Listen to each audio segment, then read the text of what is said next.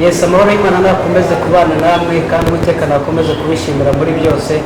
Kwizera ko aho muherereye hatandukanye muguwe neza, Imana ikomeje kunezeza imitima yanyu. N'aba ushobora kuba batameze neza, yaba barwaye, yaba bari mu buzima bugoranye, namwe tubifurije gukomera kandi twizera ko Imana iri mu ruhande rwanyu, ifite umugambi mwiza wo kubagira neza. Nuko rero tugenda tubabwira gahunda ni Jehova Jireh mu bacu, ni gahunda, ni igikorwa nyirizina timu ya media yatangiye kugira ngo tujye tugenda turebe abaririmbyi bakora Jehova Jireh aho bari mu buzima bwabo bwa buri munsi ndetse n'ibikorwa bagenda bakora umunsi ku wundi. Uyu munsi rero twanyarutse tujya kureba uwitwa Mana Yera nk'uko tutangiye tubabwira muri introduction, hanyuma akaba ari umuririmbyi akora Jehova Jireh umaze imyaka ari buze kutubwira muri kora Jehova Jireh, akaba akora akazi ke ka buri munsi kubatunganyiriza indabyo. Izi ngizi mugenda mukenera umunsi kundi mu buryo butandukanye, so turi bugende rero duhuza gukora indabyo kwa Mana Yera nako kuzitunganya mu buzima bwe bwa buri munsi ndetse nuko abihuza na gahunda za kora Jehova Jireh ndetse no kuhuza na korali Jehova Jireh. Mana Yera, kwikubitiro rero twatangira utubwira izina Mana Yera ni muntu ki, urivuga do kuko wumva ubishaka bitandukanye nuko mvuze ngewe. Yego. Nitwa Mana Yera Clementine, ubanza ku izina rya Mama Deborah. Ndi umubyeyi, mfite umutware, mfite n'abana. Umurimo w'Imana mukorera muri korali Jehova Jireh. Yatangiriye umurimo w'Imana muri Yerika, ibarirwa muri paruwase Gasave mu itorero rya DPR. Yego. Hanyuma nyirizina watangiye muri korali Jehova Jireh ryari niho ubyibuka? Wagiriye? Ndabyibuka, natangiye kuba umuririmbyi wa korali Jehova Jireh muri 2011. Bivuze ngo maze imyaka 12 muri korali Jehova Jireh. Yego. Ubuzima bwawe bwa buri munsi ukaba ukora iki se Mana Yera? Mu buzima bwa buri munsi ubu nyine ikintu nkora umurimo wo gutunganya indabo, zikorera abantu indabo mu bintu byinshi bitandukanye. Ubu ngubu nicyo ndi gukora. Harya ubwo yivuze mu bintu byinshi bitandukanye, ubwo ni bandi bazikenera mu bikorwa bitandukanye niko? Yego. Mu bintu byinshi bitandukanye, ni ukuvuga ngo indabo zishobora gukenerwa mu bintu by'ibyishimo. Tuvuge wenda hari umuntu wagize anniversaire bakenera indabo, ari umubyeyi wabyaye bamushyira ururabo, ari umuntu wa defense cyangwa wa graduatinze icyo gihe akenera ururabo, ari umuntu ufite umuntu ujya kwakira ku kibuga cy'indege n'icyo gihe nabwo indabo zirakenerwa. Ntabwo indabo zikenerwa mu byishimo gusa, no mu byago zirakenerwa. Umuntu yitabye Imana hakenera indabo bajyana kumva. Mbese muri make Imana yaguhaye umuhamagaro wo gufasha abantu kwishima ndetse no gufasha abantu guherekeza ababo. Yego. Hanyuma reka tugaruke wenda kuri korali Jehova Jireh. Winjiyemo muri 2011. Korali Jehova Jireh yari imaze imyaka itari mikeya muri icyo gihe cya 2011. Ese mu by'ukuri mbere y'uko ujya muri Jehova Jireh, wari umuhigo wahize? Korali Jehova Jireh wari usanzwe uyizi, warayumvaga ku buryo winjiyemo 2011 ukumva wenda ni dusangize kuri urwo rugendo rwawe no kugeza ku rwego ufata icyemezo cyo kujya muri korali Jehova Jireh? Njyewe nagiye kwiga muri Yerika, natangiye 2010.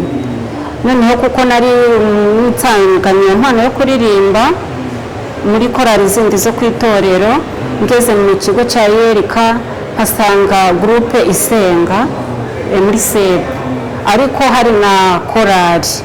Kuko n'ubundi wari umurimo wanjye, numva ngomba gukomeza umurimo wanjye mu kigo cya Yerika, cyane ko Jehova Jireh nayikundaga. Ni ubwo buryo ninjiye muri korali. Mbere se byibuze hari ubwo umuntu yinjira muri korali akaba ari umuhigo yahize cyangwa yaragize icyifuzo gikomeye cyo kuba muri korali, wowe cyaba ari nk'icyifuzo nyirizina, cyaba ari nk'igisubizo cyabonetse ku muhigo wari ufiteho kugira ngo ube muri korali Jehova Jireh? Korali Jehova Jireh ntabwo navuga cyane ngo ni umuhigo nari narahize, ahubwo ni ibintu niyumvagamo ko ngomba gukomeza umurimo w'Imana simpagarare. Ubwo mpita ninjira muri korali Jehova Jire gutyo kugira ngo mfatanye na bene data. Mbere yo kuza muri yereka wari usanzwe uyumva? Yego.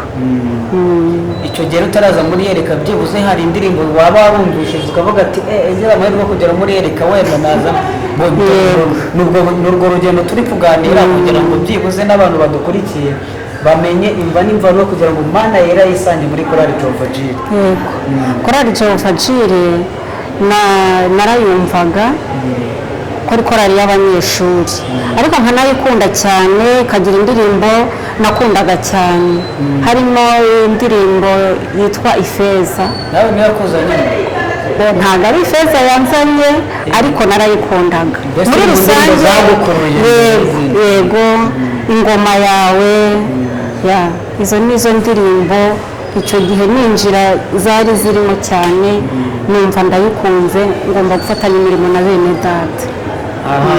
Tugenda rero muri iki kiganiro tuvanga korali Jehova Jire n'ubuzima bwo muri korali Jehova Jire ku muririmbyi turi kumwe nawe mu kiganiro, ndetse tukanagaruka mu bikorwa bye bya buri munsi agenda akora. Izi ndabyo kugira ngo utekereze kuzikora ubundi byaturutse ku ki?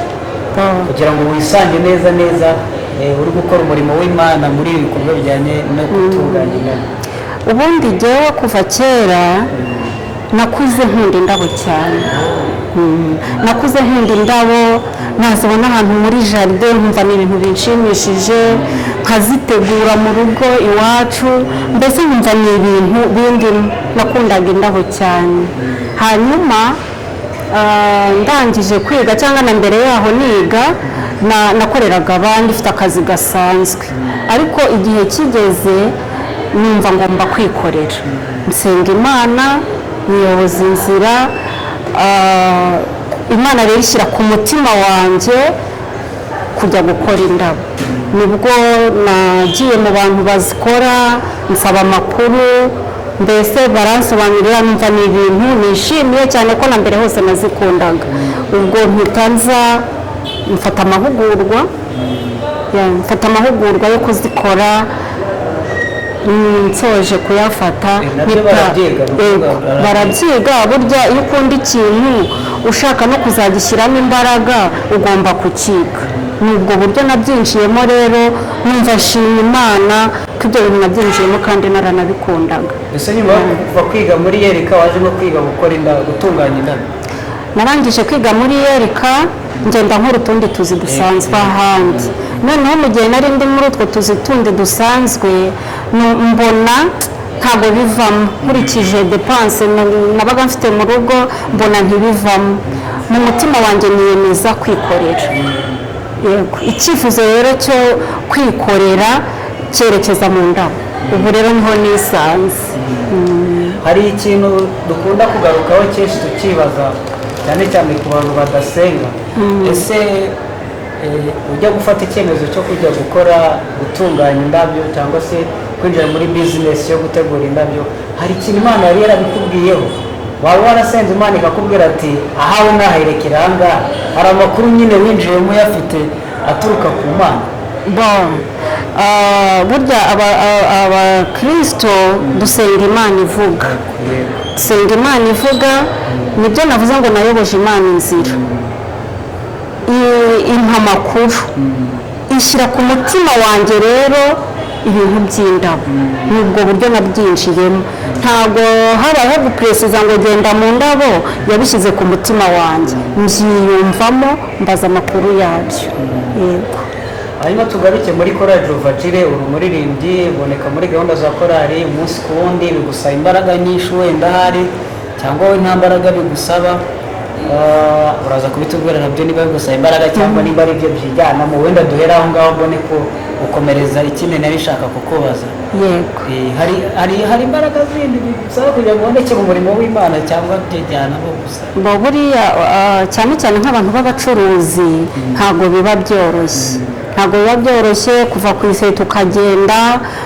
Burya abacuruzi akenshi baba bategereje umukiriya, ntabwo biba byoroshye, ariko umurimo w'Imana bisaba kwitanga, bisaba kubitegura. ukabyisetingamo ko nubwo uri mu kazi kawe ushinzwe ariko ugomba gukora n'umurimo w'Imana, kuko umurimo w'Imana kuwukora ugomba kuwukora nk'uzabibazwa kandi ugomba kuwukora nk'uzawuhemberwa. Bisaba rero ubwitange ariko birashoboka. Byose ni ukwiporogaramu. Urugendo rw'imyaka 12 muri Korali Jehova Jireh ni urugendo ruvuze iki kuri wowe? Urugendo rw'imyaka 12 muri Korali Jehova Jireh ni urugendo naboneyemo ibyishimo, naboneyemo Imana, nabonye Imana ikora, kuko nkimara kugera muri Korali Jehova Jireh numvishe nduhutse, nabonye ari umuryango mwiza, ndetse umuryango hari aho wankuye ugera n'aho ungeza mu buryo bw'umwuka. Korali Jehova Jireh byanyigishije gukorera Imana icyo ari cyo, byanyigishije gukorera Imana icyo ari cyo, ugomba gukora witanze. Buriya kugira ngo n'abantu bumve. Murabona Korali Jehova Jireh tugira gahunda nyinshi, ariko umuntu aba afite ibintu byinshi, aba afite gutunganya ibyo mu rugo, aba afite gutunganya iby'akazi, ariko Korali Jehova Jireh kubera izo ngendo zose ugira bisaba kwitanga umaramaje, ariko harimo umugisha. Imana yagiye itubwira kenshi ko izagenda idutabarira mu murimo, kandi ibyo narabibonye, yagiye ntabara mu buryo bumwe n'ubundi. Rero Korali Jehova Jireh nayibonye nk'umugisha ukomeye, nibonamo abavandimwe, mbese muri make Korali Jehova Jireh nifata nk'umuryango wanjye wa bugufi cyane. Ngira ngo turi kugenda tuganira byinshi bitandukanye, tugaruka ku kazi ka buri munsi Imana yera akora kajyanye no gutunganya indabo, adusobanurira ahantu, araza kutubwira ahantu akorera, aduha adresse, ko ntekereza ko abantu bajya banazigura bitabaye ngombwa ko umuntu aza ahari, wenda akaba yakoresha bakarumwohereza. Bijya bibaho? Bibaho. Abigenza gute se buriya? Bibaho. Reka mbanze nsubize icyo kibazo mwari mumbajije bwa mbere, aho nkorera. Ahantu nkorera indabo rero ni mu mujyi, imbere y'isoko rya Nyarugenge, iruhande rwo kwa Nyirangarama. Iruhande neza iruhande rwo kwa Nyirangarama naho nkorera uwo murimo. Iruhande rwo kwa Nyirangarama ko hari hirya no hino, uri hagati? Ndi hagati uciye kuri side ya Kazi ni Kazi, uhita ugera ku muryango wo kwa Nyirangarama ubanza, naho ngaho rero ndi neza wahageze yego bitubona indabo. Hanyuma ikindi buryo nyine umuntu ashobora gutegura indabyo, hari umuntu ashobora kumpa komande akaba yaje kuzifatira, akaba yakohereza umuntu kuzifata, ariko niyo nta buryo buhari bwo kuza kuzifata, turazohereza nta kibazo, birashoboka. aho umuntu yaba ari hose birashoboka. uwo mukanya uraza kuduhereza nimero, wenda ikintu cy'umwihariko tuba twifuza muri iki kiganiro kugira ngo n'abadukurikiye babyumve, wenda nk'abaririmbyi rimwe na rimwe bajya babona Imana ibaciriye inzira yo kubona ibyo bakora, rimwe na rimwe bakaba bajugunya umurimo. Ibyo nabyo tubigarukaho kugira ngo ubafashe, ese ni gute Mana yera ashobora guhuza akazi ke ka buri munsi ko gutegura indabyo ndetse akabihuza n'umurimo w'Imana akora Jehova Jireh bitoroshye. Ntekereza ko turi mu makorali akora umurimo uremereye cyane, dukora ivugabutumwa menshi hatandukanye, umunsi ku wundi, amarepetisiyo, amasengesho, kubihuza na ziriya gahunda nyinshi zitandukanye za korali. Ni gute Mana yera ajya abihuza kugira ngo bifashe uriya muntu udukurikiye kuba nawe yakumva ko bishoboka ko yabihuza? Ibyo ni ibintu bishoboka cyane, ndabigarukaho, nigeze kubivugaho. Ibintu byose burya bisaba kwiporogaramu. Niba utangiye bizinesi ntabwo ubonye umwanya wo guta umurimo w'Imana, ahubwo ugomba kubishyiramo neza, ukamenya ngo niba hari repetisiyo ku wa gatatu ni urugero, urakora ukorera abantu, niba ari umukiriya uguhaye komande uyikore, ariko umenye ngo isaha yo kujya muri korali nigera urajya muri korali. Niba hari sorti ya korali ntabwo bivuze ngo urayisiba, ugomba kuyijyamo kubera yuko ari ibintu uba waragiyemo ubyiyemeje. Ntabwo rero twashima uwo muntu utangira bizinesi ukabona yaguze mu murimo w'Imana ntabwo ari byo, icyo gihe uba ugaye Imana. Icyo gihe uba ugaye Imana, kandi mu by'ukuri Imana iduhera umugisha mu murimo. kuba Imana ishobora gufungura izo nzira, wenda reka nacyo nyikubaze muri ubu buryo, yaba impamvu yo kugira ngo umuntu atumurimo? Ntabwo byaba impamvu, ntabwo byaba impamvu, kuko turasenga. nk'ubu nshobora kuba wenda ndi muri iki cyiciro, Imana ikambwira ngo izangirira neza.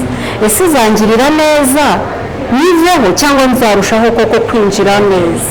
Ubundi twari dukwiye kwinjira neza bitewe n'intambwe Imana igenda iduteza. Nubaho nicaye ubu, n'ejo ninteza indi ntambwe, ntabwo izaba impamvu yo kubireka, ahubwo nzabigumamo neza. Uwaba yaratandukiriye se yabona nyine asubijwe muri ubwo buryo, yarangiza ikaba impamvu yo kuba ashobora kujya kure y'umurimo, cyangwa se akumva bitakiri ngombwa, icyo umubwira ni iki? Ikintu namubwira ni uko yagaruka, yakwisubiraho akagaruka, kubera ko Imana niba yarakugeneye umugisha izawuguha byanze bikunze. Ibyo ntabwo tuba tubivugiye korali Jehova Jire gusa, kuko twe tugira n'igihe cyo kubiganiraho. Ahubwo ni byiza ko iki kiganiro kigirira umumaro n'abandi bantu benshi. Hari abaririmbyi benshi babona Imana ibasubije rimwe na rimwe bagasa naho babibagiye umurimo bakoraga w'ivugabutumwa muri korali. Niyo mpamvu tuba tugiye tubivanga kugira ngo wumve yuko igihe Imana gusubirije ikaguha n'uburyo bwo gukora, ibiguhaye uburyo bwo kugira ngo nanone ukore wa murimo neza, noneho ufite n'ayo mafaranga, ufite n'ubwo buryo, ukabona uko ukorera Imana kandi uguwe neza. Mana ye, duhereze nimero none abantu bashobora, umuntu ushobora kwifuza kuba noneho wamukorera ururabo ari kure, noneho akaba yanaguhamagara. Hari abantu baba hanze badukurikiye nonaha, sinzi nimba no hanze ufite uburyo ujya uzoherezayo, nabwo nyine Imana yaguye amayirebe yaguye, kandi uruvamo ushobora kuyagurira ahangaha muri aba bantu bari kugukurikira nonaha. Nimero zawe kugira ngo umuntu ushobora gukenera ururabo aho yaba ari hose ajya arubona byoroshye. Nimero yanjye ya telefone ni 07 888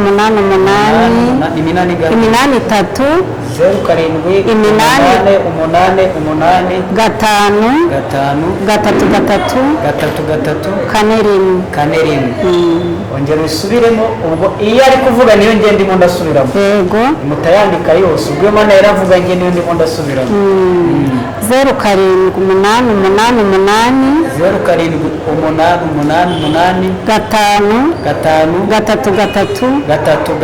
888 zanoroshye umuntu udukurikira wese azifata. Hanyuma kugira ngo umuntu rero akoreshe komande se bisaba iki? Kugira ngo umuntu akoreshe komande, nyine ubwo yampamagara kuri iyo nimero, akambwira nkeneye ibi n'ibi, tukagirana ikiganiro cy'ibyo ashaka nkabimukorera.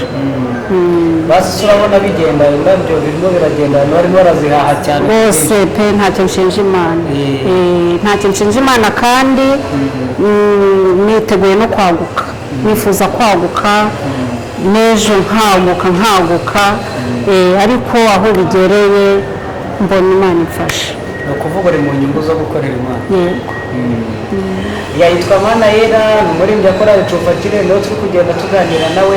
Hanyuma twinjiye mu kandi kanya ko kugira ngo use naho ushobora gufasha abakiri bato n'abandi bantu batarakizwa, n'abandi bantu bifuza gukora umurimo w'ivugabutumwa mu makorali atandukanye. Ni icyo ushobora gusangiza abantu, cyane cyane ngo turabigarura no ku nyungu nyirizina wagiye ubona muri uyu murimo w'Imana.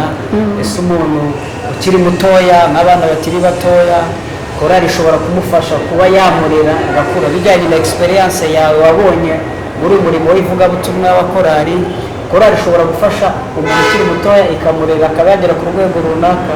Korali ishobora gufasha umuntu ukijijwe kuba yamufasha kuvamo umukristo mwiza. Bimeze bite ibintu bijyanye n'ibyo ngibyo kugira ngo dufashe abandi bantu badukurikiye? Uretse n'umuntu ukiri mutoya n'umukuru, korali iramufasha. Hanjye ninjiye muri korali narashatse, nari mfite abana 2 pe, kandi nari nsanzwe ndi umukristo, ariko korali yaramfashije. Muri make yarandeze. Korali ni nziza, irarera, igira aho igukura ikagera aho ikugeza, ukumva ko uri muri bene so wisanze mu muryango. Uretse n'abana n'abantu bakuru, korari irarera. dusangize ubuhamya gatoya kugira ngo uriya muntu abisobanukirwe neza. korari irarera wenda n'izindi umuntu ashobora kubyumva gutyo, ariko usa n'uduhaye neza nyine kumva ko irera yego nibyo, ariko byinjiremo neza use n'udusangije ku buhamya nkawe nyirizina, kuko uriya muntu udukurikiye bishobora kuba byanamufasha. Wenda nihereyeho njyewe ndavuga ibyanjye, mvuge n'ibya korari yanjye. Yego, korari yanyigishije gusenga, si uko ntasengaga, ariko yanyigishije gusenga ubudasiba. Yanyigishije gusenga, nicyo navuze, kandi yanyigishije gukorera Imana icyo ari cyo, ko ari ukwitanga wese umaramaje, ukitanga umaramaje, utitaye ku nyungu z'iby'ubuzima cyane.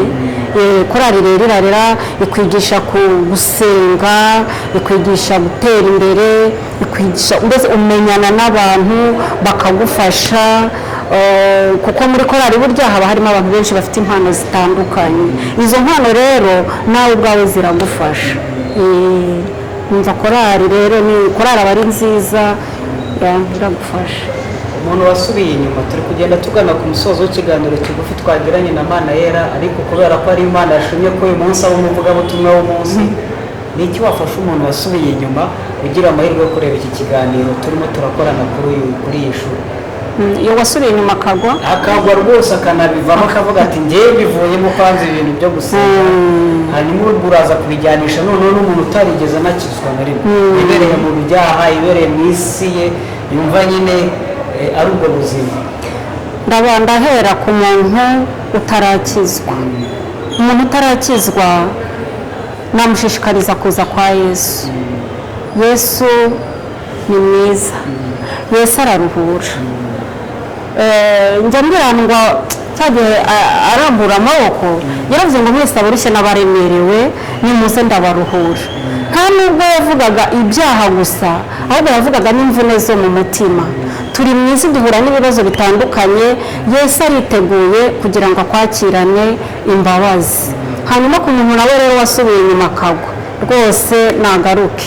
Dufite indirimbo ivuga ngo garukiraho, garukiraho, kwa Nyamutezi ni habi, kwa Satani ni habi, garukiraho rwose ugaruke kwa Yesu, ugumemo neza.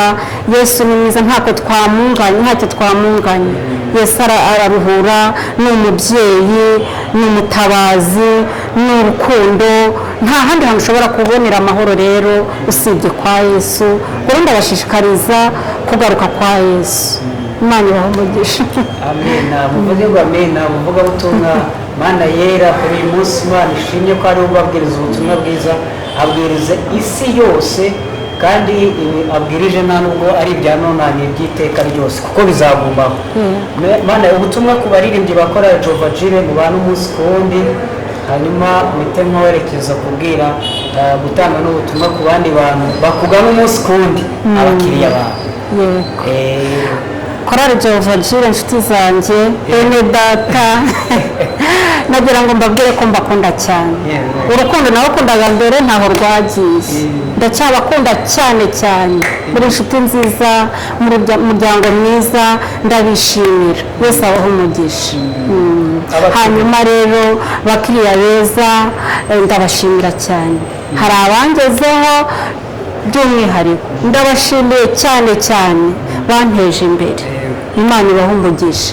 Abatarangeraho nabo karibu, mbahaye karibu, nzabakirana na yombi, ndahari ku bwanyu. Yes, ngira ngo ni Manayera, turi kugenda dusatira gusoza ikiganiro, tunabashimira kuba mwafashe umwanya mukareba iki kiganiro, kandi tunabasaba kugira ngo muze muhahe inaho kwa Manayera. Ni hano hafi no kwa Nyirangarama, neza mu gikari cyo kwa Nyirangarama. Izi manza bazikoresha bagiye kwakira abantu ku kibuga se?